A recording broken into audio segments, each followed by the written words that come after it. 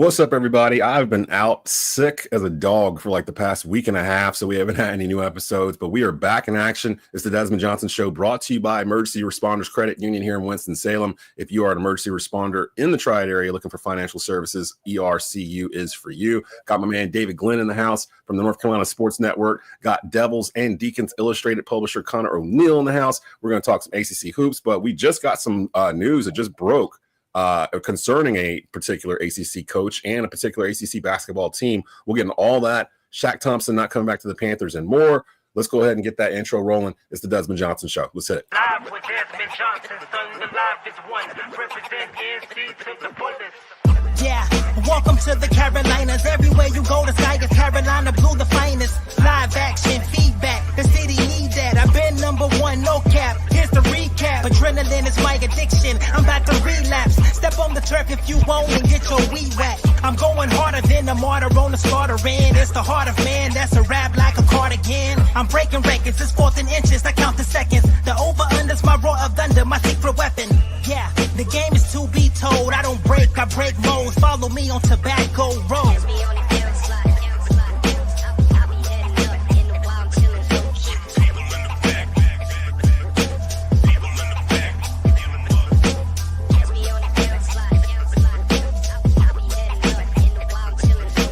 Live with Desmond Johnson, son, the live is one. Represent NC to the fullest. And welcome back into the Desmond Johnson Show here on a beautiful Tuesday afternoon here in the Triad. I'm your host, Desmond Johnson, joined by my co-host, David Glenn, who joins me every other week here on Tuesdays live, and special guest, Conor Oneil from Deacons and Devils Illustrated, again, brought to you by Emergency Responders Credit Union in Winston-Salem. There for all your financial needs if you are an emergency responder. Gentlemen, what's going on? It's been a while. Again, I have the whatever this flu crud thing going around that's kind of in your sinuses or whatever. It's horrible. It took me actually still kind of getting over it. My whole house has kind of been ransacked. My kid home from school today because of it, but hopefully you guys have been healthy and well. I'm glad that we do these shows electronically, Des, because I was down a little bit health-wise in January and wouldn't want to be accused of passing anything along just because we're in the same studio or something like that. So I've been there, done that. Glad you're feeling better. Great to see you again, and good to see Conor too. Yeah, I had COVID about a month and a half ago or so. Jeez. So that was either my second or third time with it, and I was sick before then. I was sick back in like November-ish. I've been sick more in the last like 3 to 4 months than I usually am in about a year. Oh my gosh. Yeah, it's going around. COVID, I know COVID, flu A, flu B, all this stuff's going around the schools. Everyone needs to go back to washing your hands again, please. I'm hoping the antibodies are like in me and fully embedded so I can have a healthy March. That's the only thing I want. Conor is bionic for March Madness. Right, exactly. His body's getting prepared. So I wanted to start off news that just came out from North Carolina really in the past hour and a half. Starting off with, we know head coach Hubert Davis, and of course Carolina went down to Florida State, beat the Seminoles in Tallahassee last night. Fourth win in a row for the Tar Heels. We'll get into that a little bit later on in the show, our ACC roundup. But first in our ACC roundup, UNC making the announcement they are hiring longtime NBA assistant Jim Tanner as general manager for men's basketball. Remember, this is something Hubert mentioned a couple of weeks ago on his radio show, that basically Carolina basketball program was kind of outdated and they needed something like this to expand his staff. Felt like he kind of walked away from it a little bit last week, although I kind of read between the lines. I think he just meant he didn't want to talk about it, not that they didn't need one. He just didn't want to be the one to talk about it all the time, and I think that's literally what just happened. This guy, 1990 UNC graduate, he's from North Carolina. From what I've gathered, he ran Tandem Sports and Entertainment. Started in 2013. He's repped over 70 NBA players, including 17 North Carolina players that went from college to the pros. DG, let's start off with you. And from what you know about this, Jim Tanner coming in to be the general manager for UNC basketball. Yeah, I happen to be a fellow student of Jim in Chapel Hill at the time. I don't know him well personally, but I have followed his career. He represented, among others, former UNC star Vince Carter, former Wake Forest star Tim Duncan, former Duke star Grant Hill, along with many, many others. You mentioned those huge numbers, but he also has represented a total of 6 inductees into the Naismith Hall of Fame. And you guys know the deal here. Hubert's announcement about the old way of Carolina basketball doesn't work anymore came right after he lost to Duke. And a lot of people put a lot of meaning on that. But in the broader picture, regardless of the timing, Hubert was right. And I actually think it took a long time for Hubert to be convinced that the building out of the infrastructure around him was necessary in this new world. It has worked well at Duke. John Shire, within a couple of months of his hiring, landed, succeeding Coach K, landed a longtime Nike executive who has been his GM for 3 years running now, as the Blue Devils didn't miss a beat from the transition from Mike Krzyzewski to John Shire. So the GM is just one of the hires. Jim Tanner certainly looks very highly qualified. I know Buzz Peterson, former Tar Heel basketball player and NBA executive, et cetera, also was interested in that job. But now Hubert has his GM. They're going to continue to build out that infrastructure around him in this, name, image, likeness, transfer portal era. You need guys to help Hubert Davis get back to what he's primarily paid to do, and that's recruit and coach. And that's in Hubert's own words. So this is an important development for UNC basketball, and it certainly looks like they found a highly qualified candidate. Talk just piggyback on that a little bit, Conor, because with you doing Devils Illustrated, you're well versed in terms of Duke and what they've been doing the past couple of years, which DG just echoed on in terms of having a GM. Talk about the difference between having a GM in your program in today's landscape and not having one. Does Wake Forest have a general manager currently at this time? Do you know? Wake does have a general manager, Mike Muse, who is a long time Mike, yeah. Wake Forest staffer. Yeah, you probably know him from the East Forsyth days. Yeah, I know he's the GM. Oh man, to hop onto a soapbox here for a minute, we need to come up with a different name for this position than GM, because everybody who's a sports fan hears the word GM and thinks about their NBA or NFL or MLB GM and assumes that they're the ones that are accumulating the talent. Like, Rachel Baker does a great job with Duke.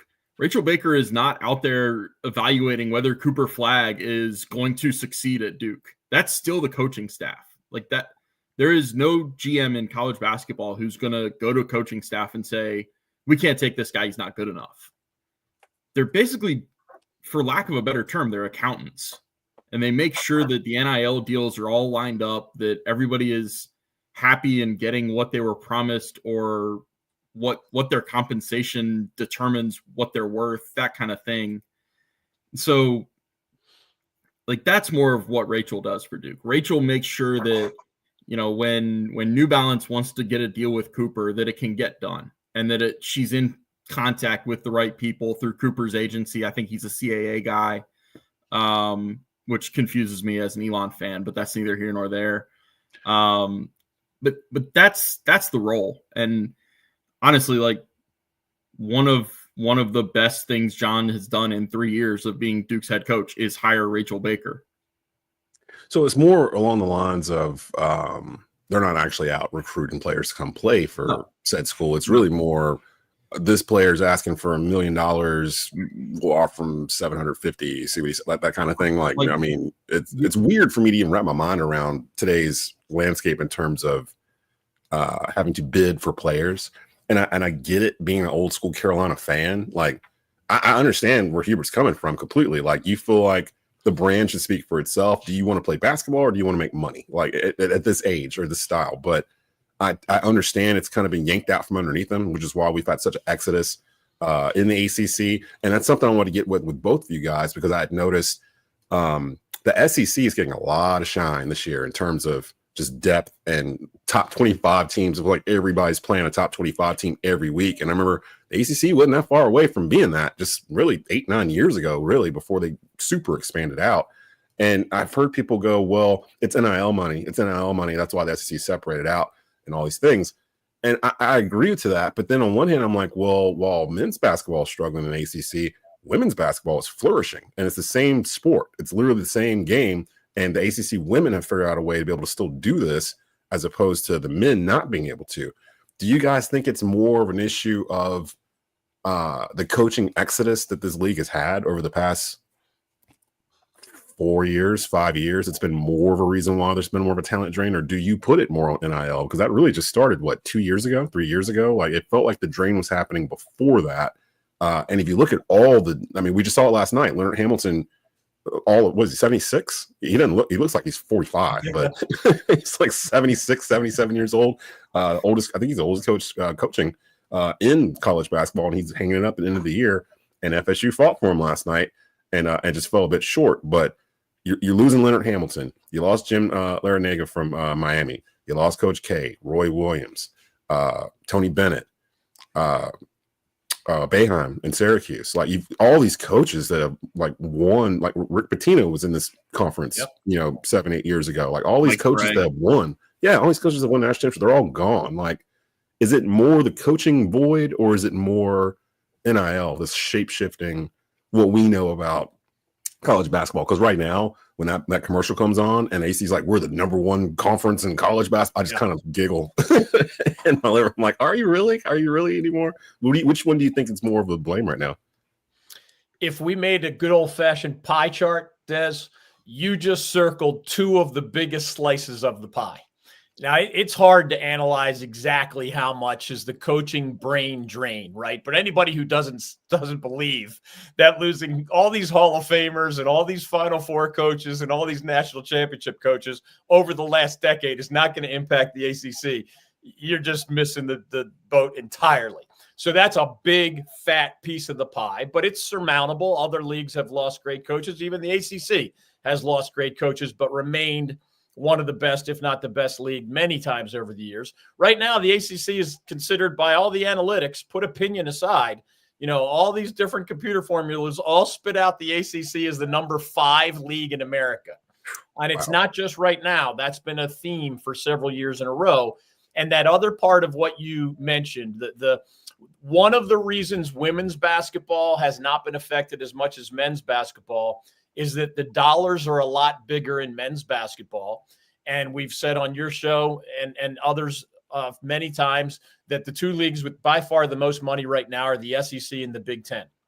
And bottom line, if you and I, or the 3 of us, made a list of guys who transferred from the SEC to the ACC, probably the best one just past year is Van Allen Lubin of UNC. Went to from Vanderbilt to UNC. So that's a good player, not an elite player.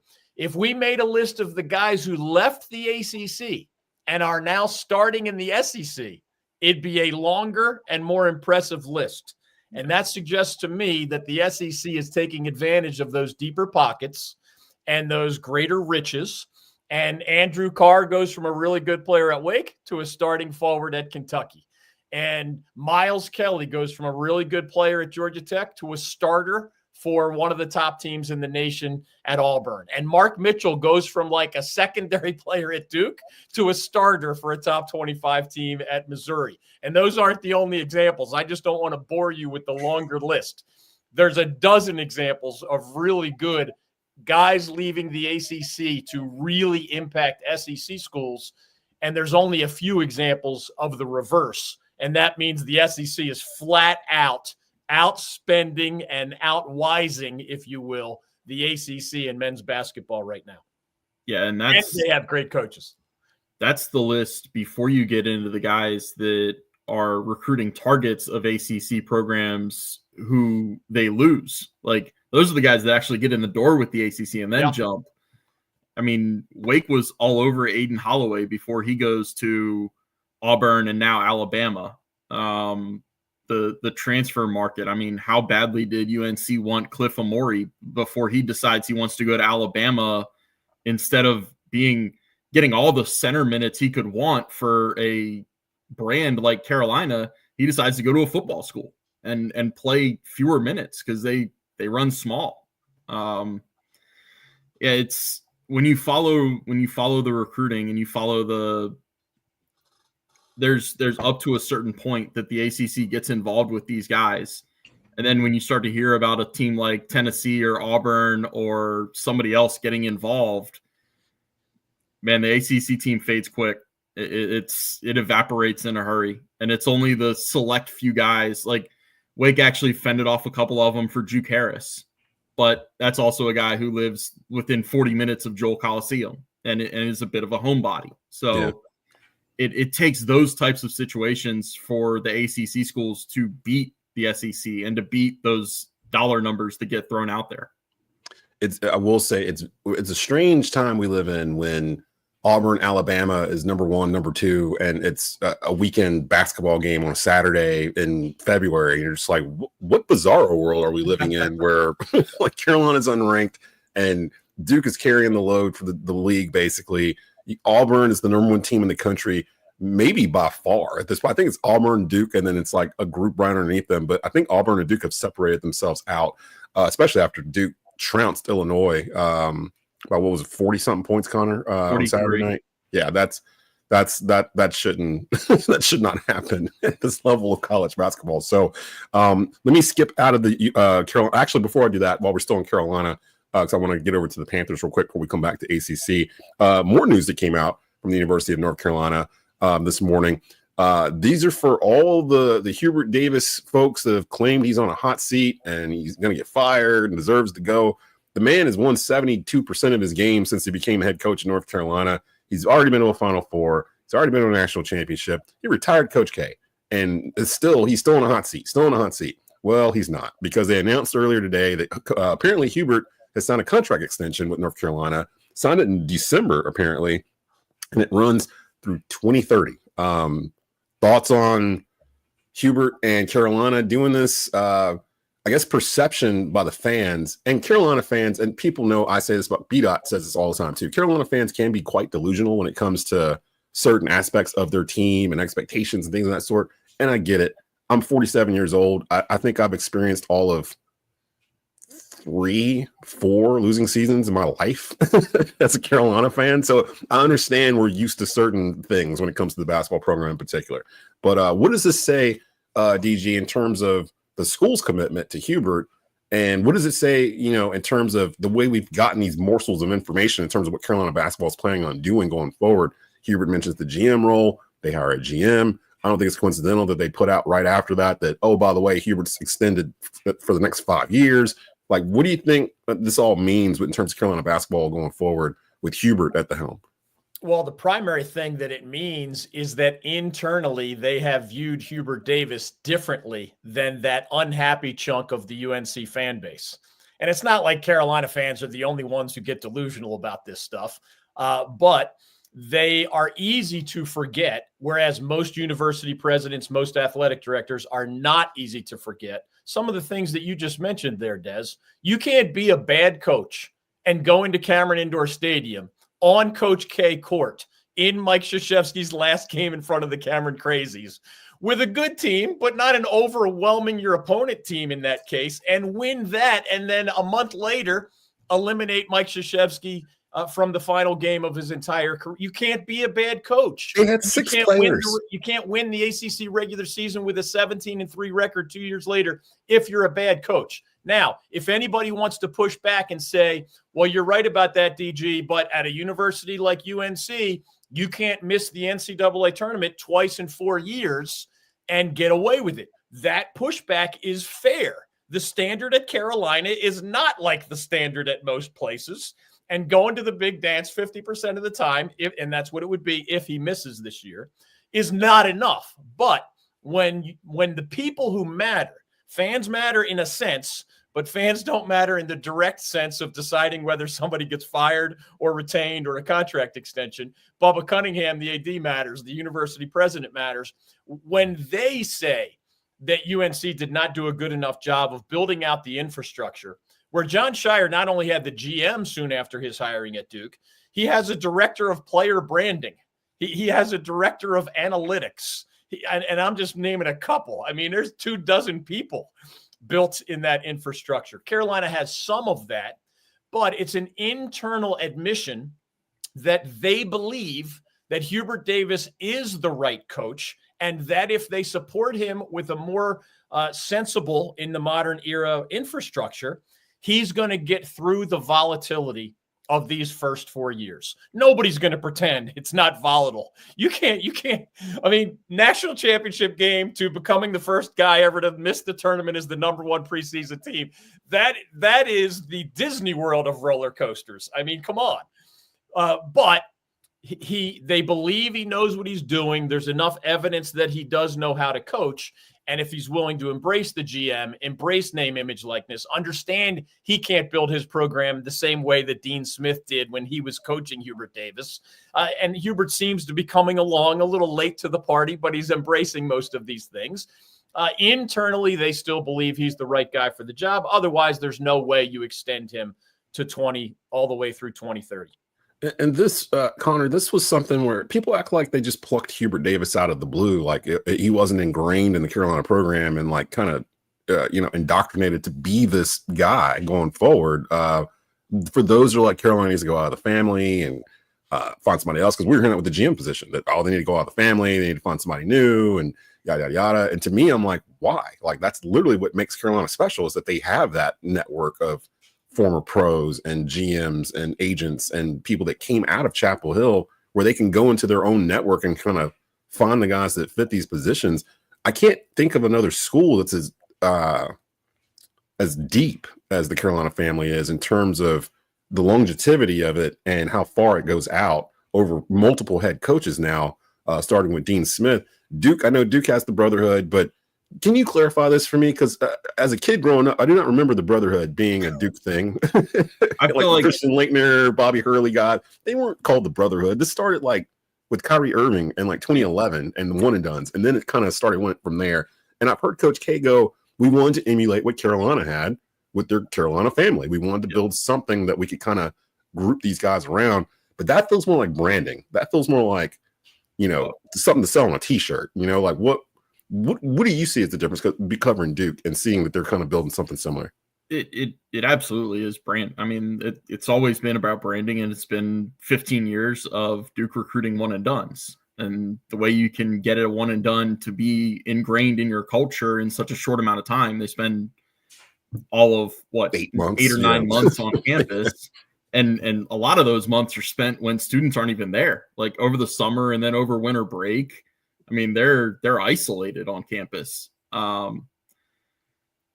Here's the pushback I have, though, is if I was Hubert, and I don't know what their staff exactly looks like. I don't know if they have another assistant opening that they could shuffle somebody in.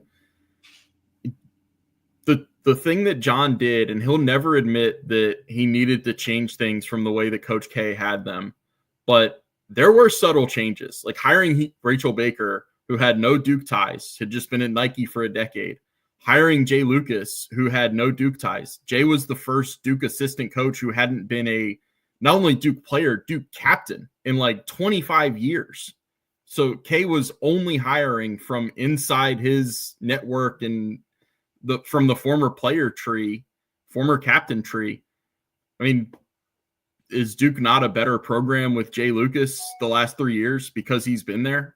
And running their defense the way that they've operated. Emmanuel Dildy joined last year. He also didn't have any Duke ties. I think you can modernize and you can step off of the family branch and the tree and get some outer perspective. Like Jay Lucas comes with experience from Texas and Kentucky. That's valuable.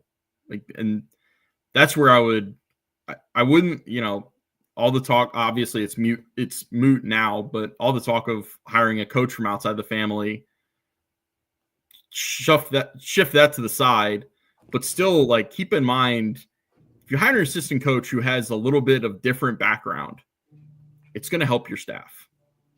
Yeah, just having that different voice, I guess, in the room that's not just going to be like a yes man or something. Not to say that that's what Hubert has or anything to that effect, but I just never felt like with the GM search I never thought Hubert was on a hot seat. Like it just, the way the roster's constructed is they were going to have some tough times against some teams. And some teams play volleyball over top of Carolina because they're so short.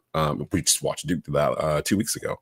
I didn't think Hubert was in any trouble or whatnot. I did think they needed to fix their situation with NIL, and because we did watch them lose players basically because they got outbid. And I do remember seeing like former players like Theo Pinson and Justin Jackson and others basically going, that's not going to happen again. Like they're literally kind of upset about it that people were turning them away, even though it's Carolina basketball, because somebody got paid more. You know, you don't usually find a kid that goes to BYU over UNC that's a big man.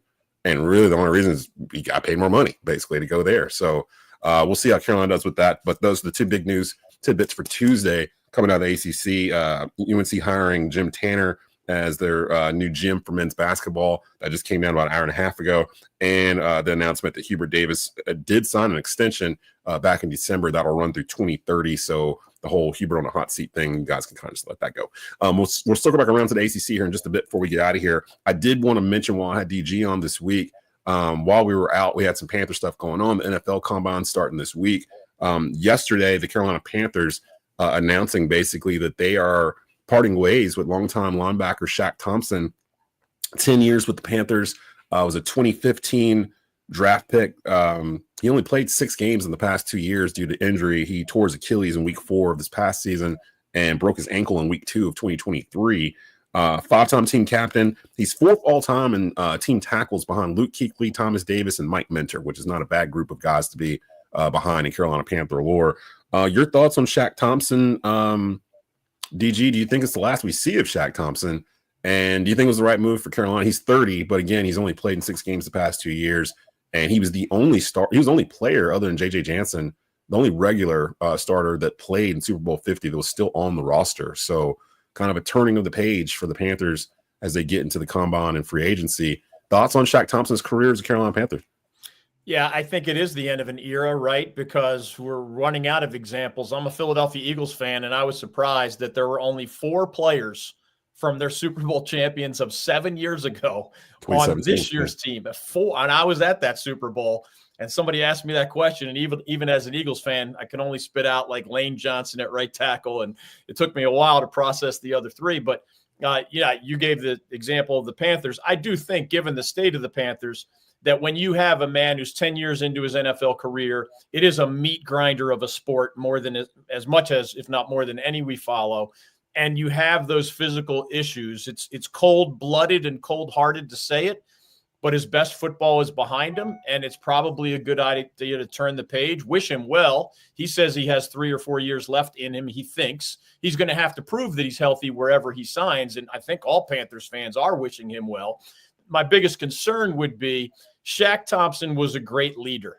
And if you're going to become a successful franchise after these many years of mostly misery, you need to build a culture. It's not just about hiring the right head coach.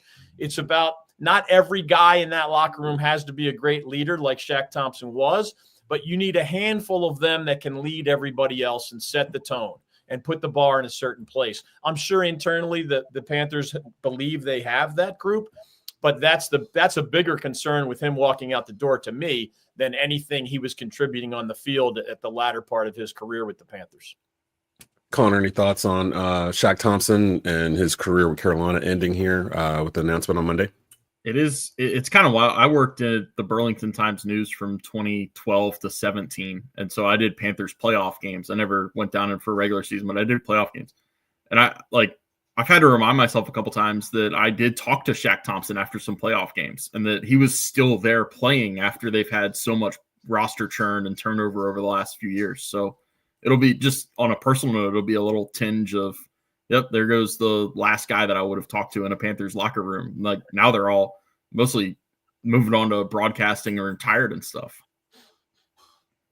Yeah. And I wasn't going to touch the some of the stuff that's been going on while we were out with Steve Smith and all that kind of stuff going on. But a lot of them have moved on to other things, and it's sad because to me, well, that was the peak of Carolina Panthers. He kind of represents that in terms of what they were and what they were doing, and now they're trying to rebuild that back up. But we'll have more coverage for Carolina Panthers as the combine begins this week.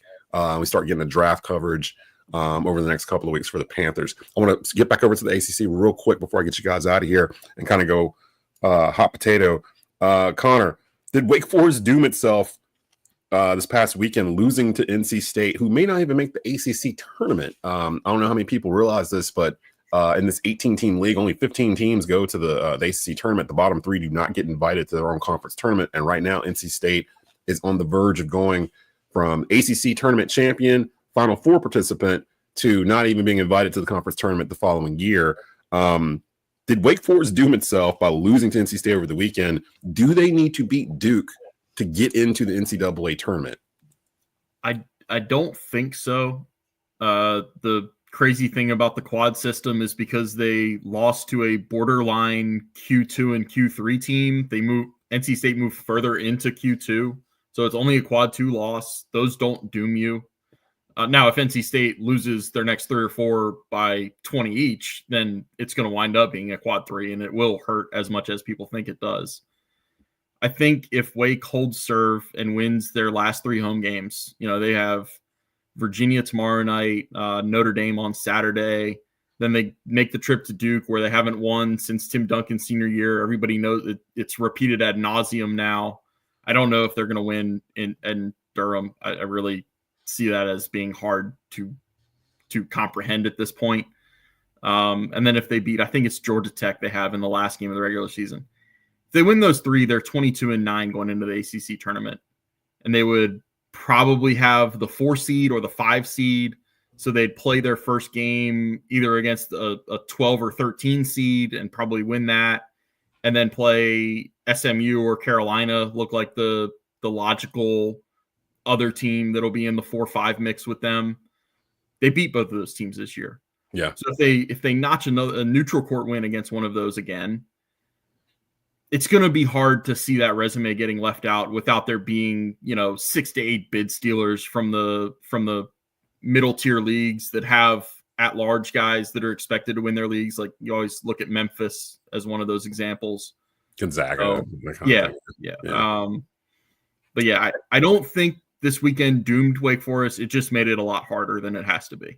And I said it out loud, and I kind of answered my question in my head because I'm like, there's one thing that separates Wake Forest this year from previous years, that win against Michigan earlier in the year, because Michigan might win the Big Ten, and like they didn't have a out of conference win like that when we were having these conversations the past couple of years about Wake Forest. They do have that. They do have a win against SMU. They did beat Carolina. I will say Wake's played Duke pretty tight, not just this year because they were leading that game in the second half, if I'm not mistaken. But that was 3 or 4 years, right? Until I think, other than the Clemson game, which obviously was a loss, I think that's Duke's toughest game when you just look at scores. Now they were also down at Louisville, but yeah, score wise, I mean, it was a 7-point game, and I think Wake was up with 6 or 7 minutes left. It's just it's a different story in Cameron. Yeah, and now who's the injured guy? What's his name? Mark. You know what I'm talking about? The defensive guy. For Duke, Malik Brown. Malik Brown. He was playing during the Carolina game, if I'm not mistaken, and their defense was a whole other level. Like Carolina had not seen that kind of defensive pressure really all year.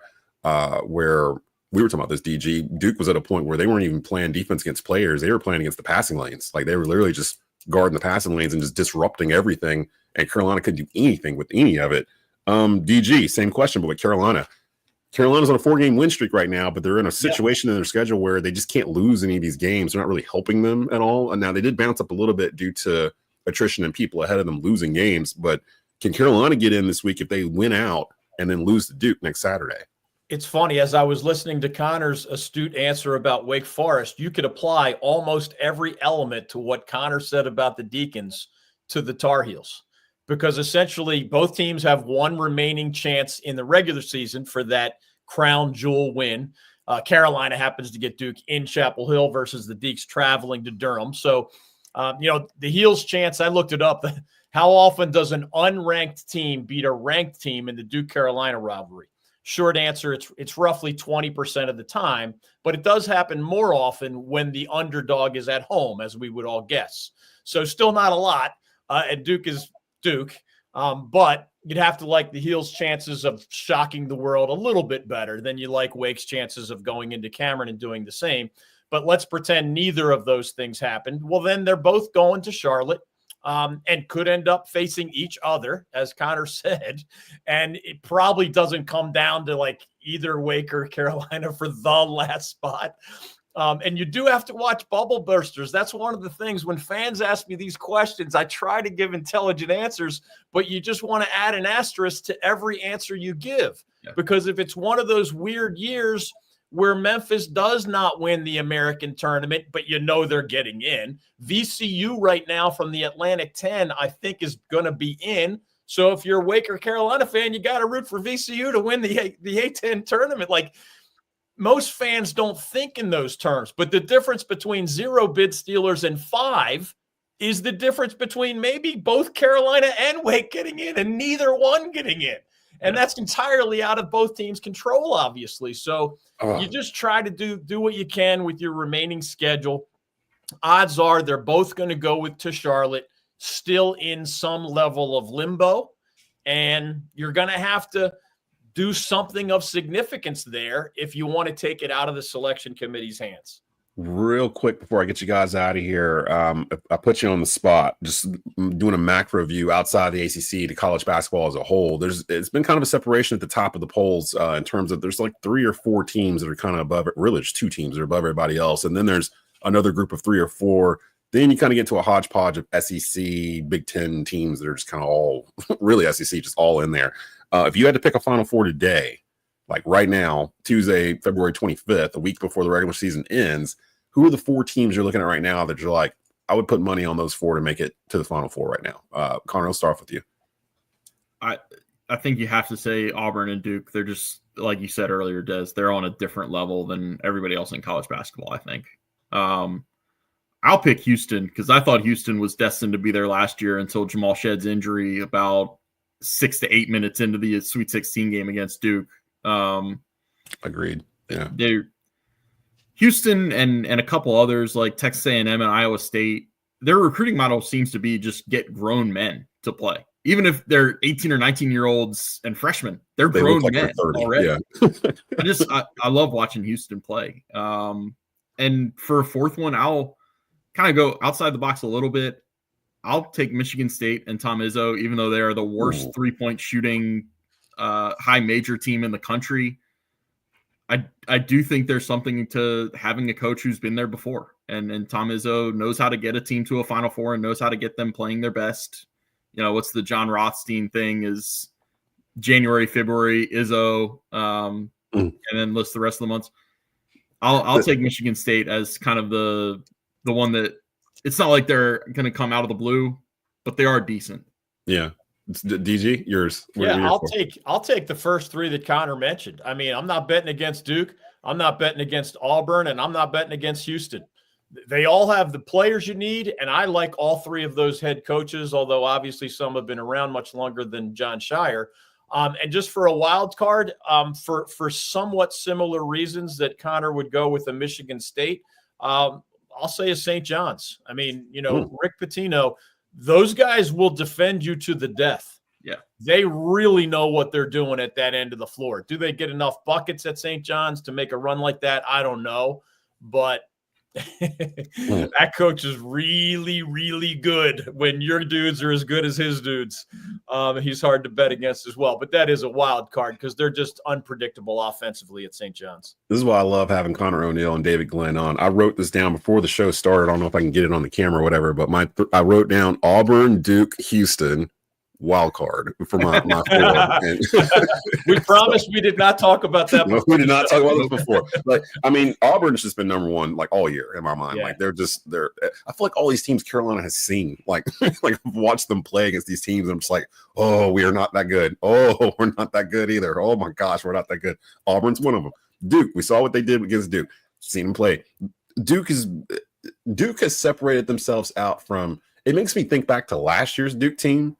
And that they almost overachieved as opposed to what this Duke team is this year. Like, if they don't make it to the Final Four, it's to me, it's like a disappointing year. Like, for what they've done this year and how good they've been, if Auburn didn't exist, Duke would have been the number 1 team in the country for the past 2 months, pretty much, in my opinion. So, Duke is in there. Houston, I think Houston is like in the top 10 in offensive and defensive efficiency in the country or something like that. I think they're one of the few teams in the country that are in both. And yeah, so Houston, and Duke, yeah, of course, and Duke. And like you said, Conor, Houston just looks like – Houston reminds me of like UNLV, like back in the 90s, where it felt like it was just grown men playing. Like like early 90s, like Larry Johnson, like he was 28 years old playing college basketball as a junior. Like they just look different and they play different and they intimidate you on defense. So I like that. And then the wild card, I'm sitting there seeing memes now of like Carolina fans going, hey, don't let this team get hot or it'll be 2022 all over again. I'm not saying Carolina's going to get to the Final Four, but I think a team like Carolina can get there, where it's a team that wasn't ranked, wasn't expected to get there.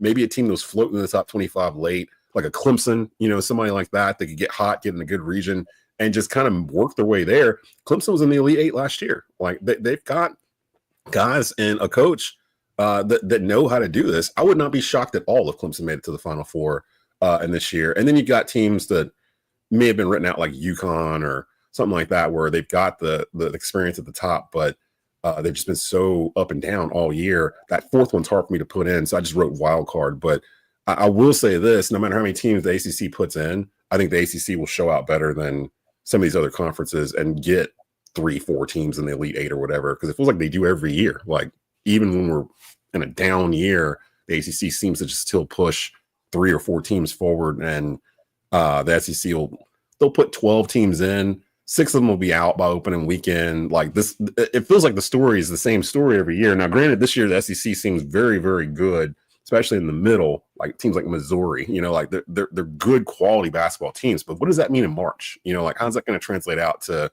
win these little 2-game tournaments every weekend for 3 weekends?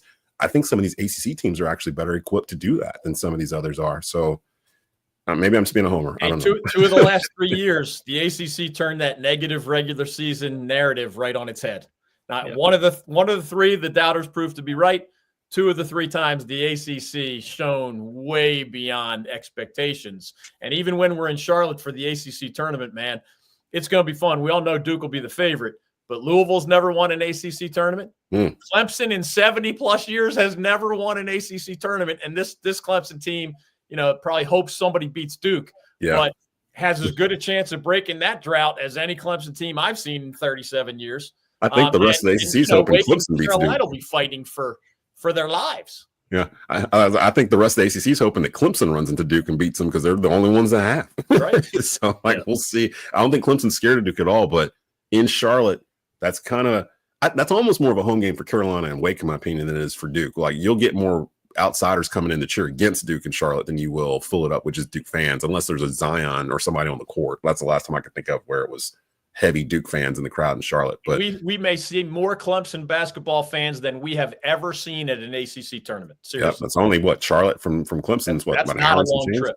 Yeah, so that should be fun. So that's coming up next week, and we'll get into all that and more. Tomorrow, Matt Okiza from Sports Illustrated will join me, Hornets beat writer. We'll talk a little NBA talk and get caught up in the NBA, find out what the hell the Lakers are doing with Luka and LeBron. LeBron is 40 years old, dropping 40-point triple-doubles on people. Like, I don't understand it, but we'll get into the NBA tomorrow. And later on in the week, we'll get into some NFL action with the Carolina Panthers and the Combine. So for Conor Oneil, for David Glenn, go check out the NC Sports Network for DG. Go check out Devils and Deacons Illustrated for Duke coverage and Wake Forest coverage from Conor. We will see you tomorrow live at 12:30 here on Tobacco Road Sports Radio.